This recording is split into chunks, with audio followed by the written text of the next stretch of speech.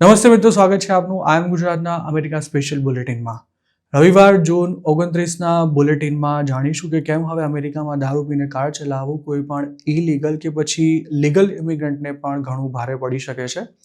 વાત કરીશું બર્થરાઇટ સિટીઝનશિપ સમાપ્ત કરવા માટે મથી રહેલા ટ્રમ્પને સુપ્રીમ કોર્ટમાં મળેલી મોટી જીતની, તેમજ 53 અનડોક્યુમેન્ટેડ ઇમિગ્રન્ટ્સના મોત માટે જવાબદાર 2 મેક્સિકન ડોન્કર્સને અમેરિકાની કોર્ટે ફટકારી સજાનો અહેવાલ, અને છેલ્લે જોઈશું કે અમેરિકામાં કેરી વેચીને ડોલર કમાવાનો ધંધો કેમ હવે પહેલા જેટલો આસાન નથી રહ્યો.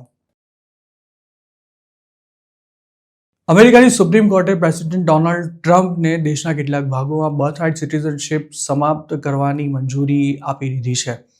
આ ચુકાદામાં ટ્રમ્પે બર્થરાઇટ સિટીઝનશિપ સમાપ્ત કરવા માટે સાઇન કરેલો એક્ઝિક્યુટિવ ઓર્ડર બંધારણીય હતો કે કેમ તે અંગે કોઈ જ ચર્ચા કરવામાં નથી આવી, પરંતુ તેને 28 રાજ્યોમાં લાગુ કરવાની મંજૂરી ચોક્કસ આપી દેવાઈ છે, કેમ કે આ સ્ટેટ્સમાં તેને ચેલેન્જ કરવામાં નથી આવ્યો. જોકે 22 ડેમોક્રેટ સ્ટેટ્સે તેને કોર્ટમાં ચેલેન્જ કર્યો હોવાથી ત્યાં તેને ટેમ્પરરી બ્લોક કરવામાં આવ્યો છે. ટ્રમ્પે જાન્યુઆરી 20, 2025ના રોજ પ્રેસિડેન્ટ તરીકે શપથ લીધા તે જ દિવસે તેમણે બર્થરાઇટ સિટીઝનશિપ સમાપ્ત કરવાનો એક્ઝિક્યુટિવ ઓર્ડર સાઇન કર્યો હતો, પણ તેની સામે ઘણા કાનૂની પડકારો પણ ઊભા થયા હતા. અંતે હવે સુપ્રીમ કોર્ટના આદેશ બાદ તેને અમલમાં મૂકવાનો માર્ગ મોકળો બન્યો છે. આ ચુકાદાની અસર ઇલીગલી અમેરિકા ગયેલા ઇન્ડિયન્સ અને ગુજરાતીઓ પર પણ પડી શકે છે. જોકે હજુ તેનો અમલ થવામાં 30 દિવસ જેટલો સમય લાગી શકે છે, અને આ દરમિયાન જો બીજી કોઈ કાયદાકીય ગૂંચ ઊભી થઈ તો તેની અમલવારી હજુ પણ લંબાઈ શકે છે. સુપ્રીમ કોર્ટનો આ નિર્ણય 6 વિરુદ્ધ 3 વોટથી આવ્યો છે, પરંતુ તે ટ્રમ્પ માટે એક મોટો વિજય માનવામાં આવે છે. સુપ્રીમ કોર્ટના ઓર્ડર બાદ હવે અનડોક્યુમેન્ટેડ અથવા તો ટેમ્પરરી વિઝા હોલ્ડરના અમેરિકામાં જન્મેલા બાળકોને અત્યાર સુધી જે ઓટોમેટિક યુએસ સિટીઝનશિપ મળી જતી હતી તે હવે કદાચ સમાપ્ત થઈ શકે છે. જોકે તેને લઈને હાલ ખાસો હોબાળો પણ મચેલો છે, અને ઇમિગ્રન્ટ રાઇટ્સ ગ્રુપ્સ તથા ડેમોક્રેટિક નેતાઓએ એવી ચિંતા વ્યક્ત કરી છે કે આ ચુકાદાથી અમેરિકામાં હજારો નવજાત બાળકો સ્ટેટલેસ બની જશે.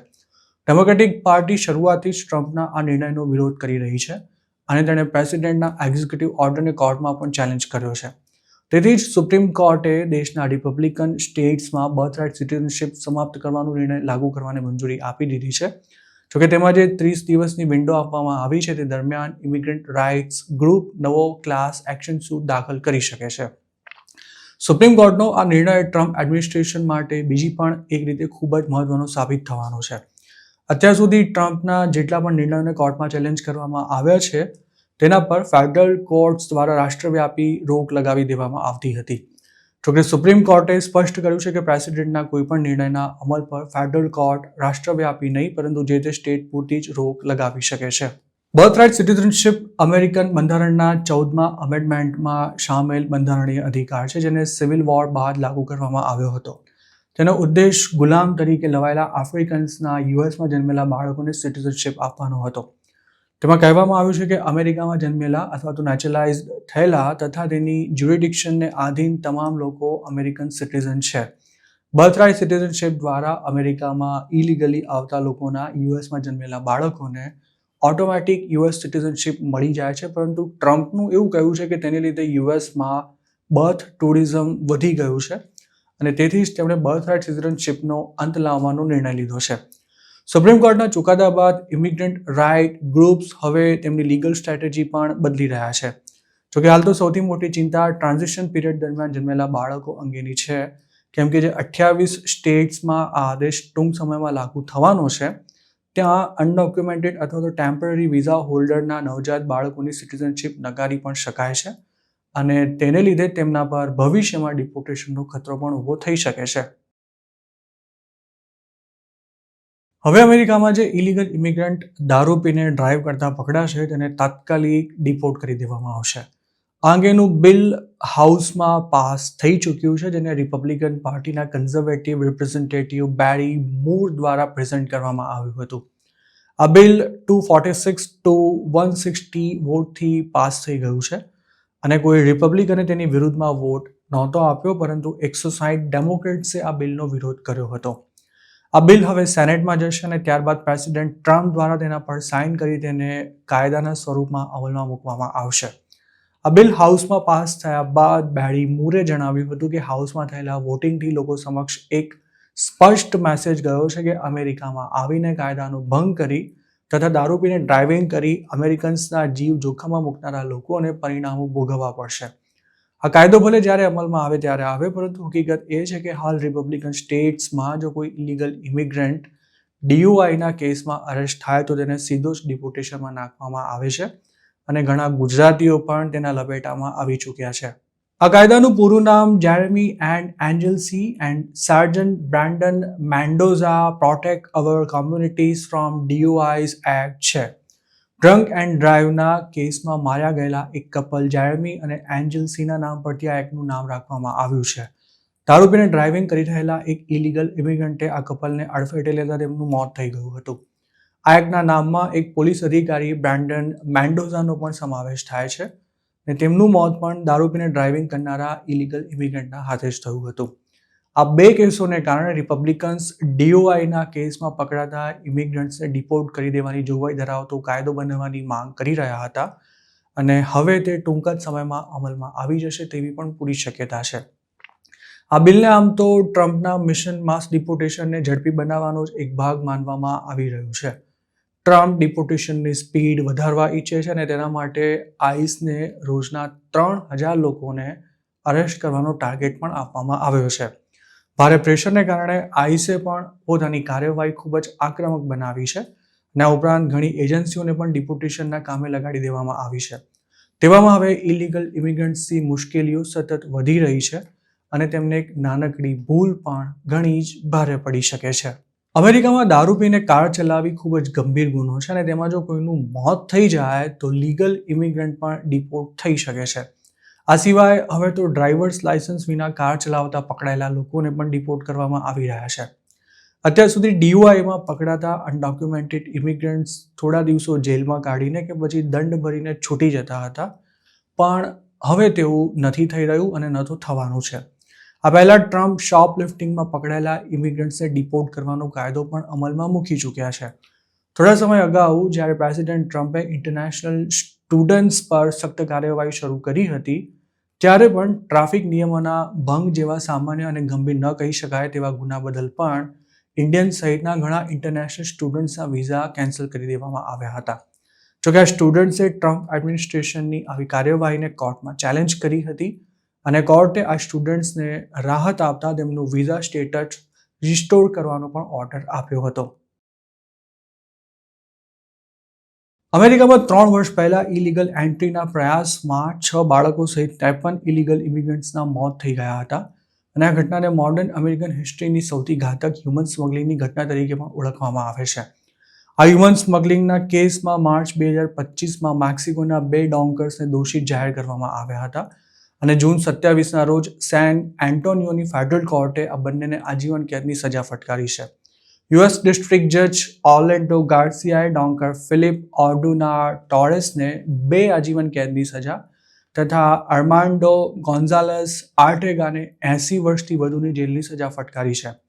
પ્રોસિક્યુટર્સના જણાવ્યા અનુસાર ફિલિપ સ્મગલિંગ ઓપરેશનનો લીડર હતો જ્યારે અર્માન્ડો તેનો આસિસ્ટન્ટ હતો. ટેક્સાસના વેસ્ટર્ન ડિસ્ટ્રિક્ટના US એટર્ની જસ્ટિન સિમોન્સે આ અંગે જણાવ્યું હતું કે જે લોકોના મોત થયા હતા તેમના પરિવારજનોને તેમની ખોટ ક્યારે પણ નહીં પૂરાય, પરંતુ દોષિતોને સજા થવાથી તેમને ન્યાય ચોક્કસ મળ્યો છે.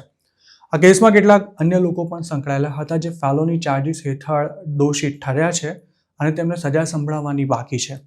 અમેરિકામાં ઇલીગલ ઇમિગ્રન્ટ્સને ઘુસાડવા માટે હ્યુમન સ્મગલર્સ મતલબ કે મેક્સિકન ડોન્કર્સ તેમને ખતરનાક રૂટ પરથી કે પછી જીવનું જોખમ હોય તે રીતે લઈને જતા હોય છે, જેમાં દર વર્ષે ઘણા લોકોનો જીવ પણ જાય છે. આ રીતે મોતને ભેટનારા લોકોમાં ઇન્ડિયન્સ અને ગુજરાતીઓ પણ સામેલ છે.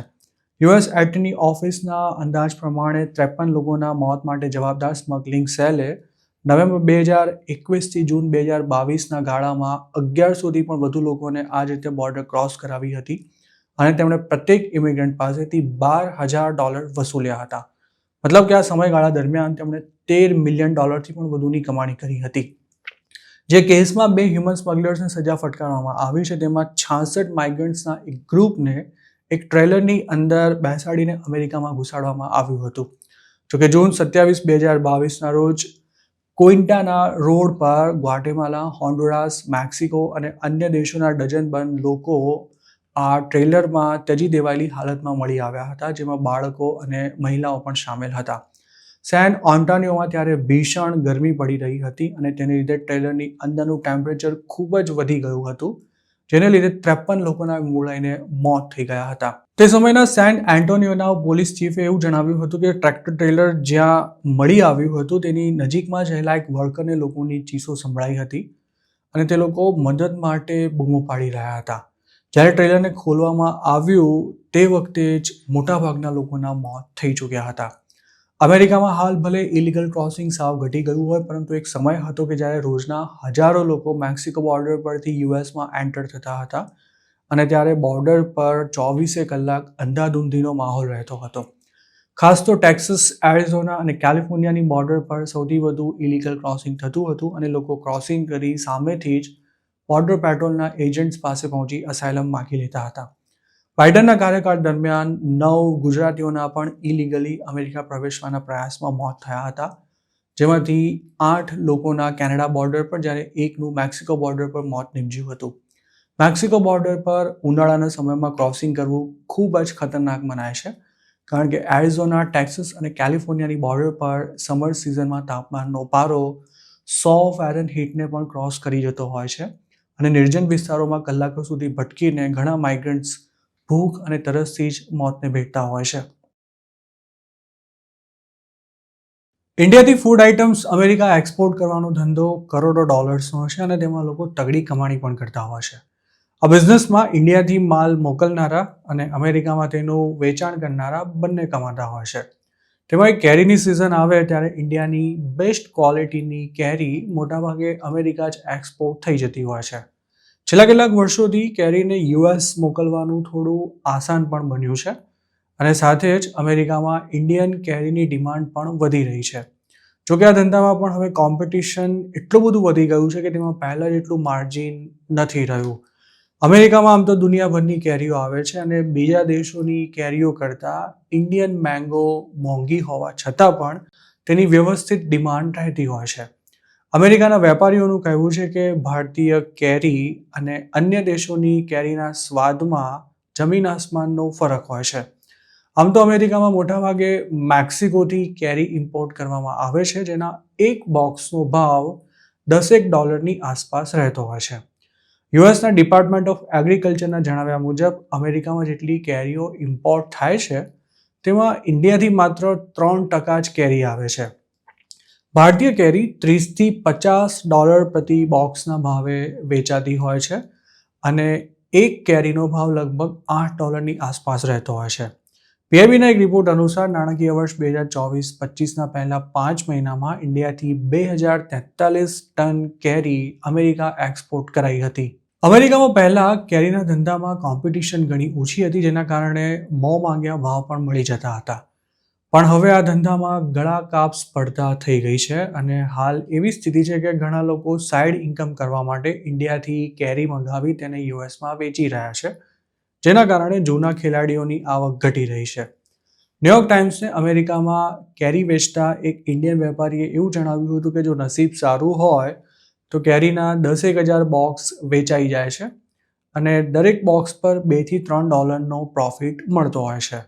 મતલબ કે એક જ સિઝનમાં $20,000 થી $30,000 જેટલી ઇન્કમ થઈ શકે છે, પણ તેની કોઈ જ ગેરંટી નથી હોતી. હજુ થોડા વર્ષો પહેલાં જ ભારતીય કેરીમાં જીવાતો પડી જતી હોવાનું કારણ આગળ ધરી તેના પર અમેરિકામાં પ્રતિબંધ મૂકી દેવાયો હતો. અમેરિકાના એક્સ પ્રેસિડેન્ટ જ્યોર્જ ડબલ્યુ બુશે 2006માં આ પ્રતિબંધ ઉઠાવી લીધો હતો અને તેમણે ઇરેડિયેશન કરેલી કેરીઓની આયાતને મંજૂરી આપી હતી. આજે ઇન્ડિયામાં યુએસના ડિપાર્ટમેન્ટ ઓફ એગ્રીકલ્ચરની દેખરેખ હેઠળ ચાલતા ઘણા ઇરેડિયેશન સેન્ટર્સ પણ ખુલી ગયા છે. અમેરિકામાં ઇન્ડિયન સ્ટોર્સને કેરીઓ આપવામાં પડતી મુશ્કેલી અંગે એક વેપારીએ એવું જણાવ્યું હતું કે ઘણા સ્ટોર્સના નાના વેપારીઓ લોયલ નથી રહેતા અને ઘણીવાર ઓછા ભાવે કેરી મેળવવા માટે તેઓ સપ્લાયરને એકબીજા સાથે લડાવી પણ દેતા હોય છે.